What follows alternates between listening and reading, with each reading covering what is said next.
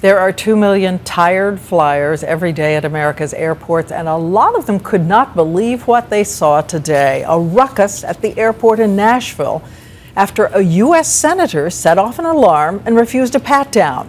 His father, a presidential candidate, called it evidence of a police state. So was the senator taking a stand for other flyers or just holding up the line? Here's ABC's Jim Avila. Today, Kentucky Senator Rand Paul was one of the 3% of American flyers stopped for a personal pat-down. The scanner at Nashville's airport targeted his leg as suspicious, and he missed his flight after refusing to allow any TSA agent to pat him down there, instead asking to go through the scanner a second time. I offered to show him my leg. In fact, I did show him my leg repeatedly, and I said, well, can I go back through the scanner? And they said, no.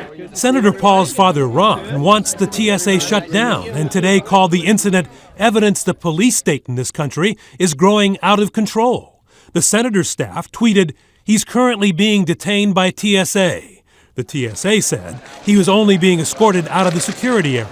I was told not to leave a cubicle, and when I did step outside the cubicle, I was sort of surrounded and put back in the cubicle. Detained or not, he returned to the counter for a second ticket to Washington. This time, the machine detected nothing unusual about his leg. I think it's an indignity that we're going through that's not making us safer. Some of his fellow passengers were unsympathetic. If I have to go through it, he should have to go through it as well. But here's the big picture. The TSA tells ABC News Senator Paul was treated as everyone else is. Once anyone starts the screening process and the machine alerts screeners to something suspicious, they must submit to targeted pat-downs or leave.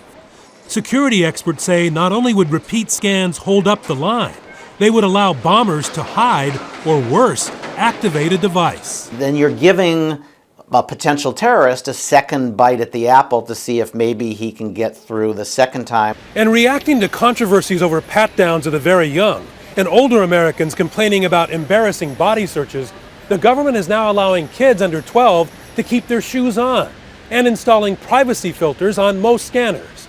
But senator or salesman, the TSA says some rules are not about to change. Jim Avila, ABC News, New York.